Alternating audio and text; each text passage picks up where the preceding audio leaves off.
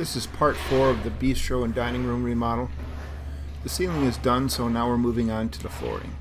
What they're doing now is floating the floors. This is a concrete patch that will smooth out the floors. After the carpeting was removed, a lot of the old glue stuck to the floor. Instead of trying to clean it off, it's better to float the floor. What they did before patching is they did sand the floor down.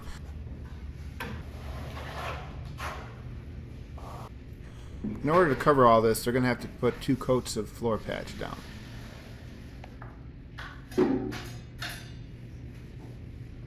After they've applied 2 coats, they'll sand it down with a sanding machine. Once they're done sanding, they'll sweep up. Then they'll do their layout for the tile.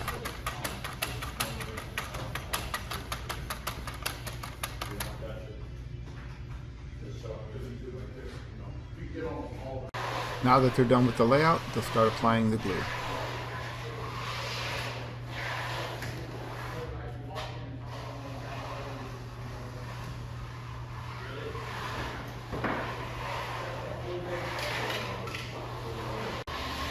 You'll notice I'm not gluing the entire floor. That's because there's a pattern in the flooring, 2 different types of tile. So what they'll do is lay down the one pattern first and cut the other tiles to this tile.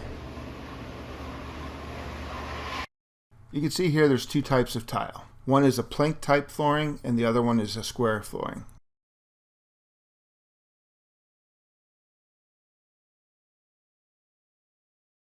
Now they're moving on to another section. Another reason why they can't glue up the whole floor is because this glue is time sensitive.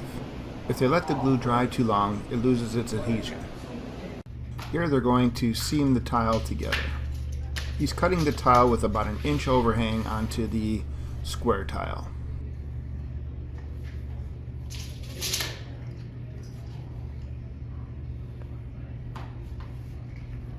Now he's going to take this tool and it scribes a line directly over the seam's edge. Then he'll go back and take his knife and cut along the scribed edge. And how this works is there's a guide on the bottom of the plate of the tool that runs along the edge of the tile that's glued to the floor. Then there are razor blades that are mounted directly above where the seam should be. Then he tilts his hand back a little bit to apply pressure to the razor blade to the tile and starts running it along the seam. And this tool has 2 razor blades on it. You can see here he tilts his hand forward and that puts pressure on the other blade. So when he gets to the end of the run, he tilts it forward and it starts the blade at the beginning of the other tile. Now he'll use his utility knife to cut along the scored line. Here's a close-up of the line the tool made.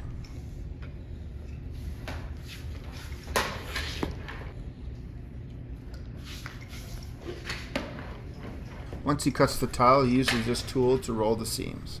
You'll see here it looks like he's cutting it fairly easy, and he's cutting it all in one pass. That's because he's using a hook-type blade like this one. You'll also see he's cutting it at a slight angle. This will help the tile fit tighter at the seam. I know I'm making this sound real easy. You still have to have the ability to run the knife along the line that he scribed. You can tell he's done it a few times.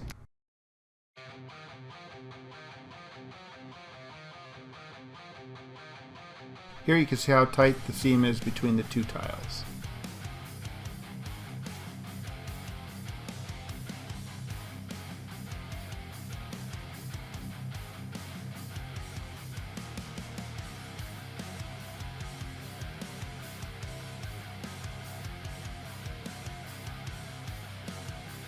Now they'll do the same to the other side.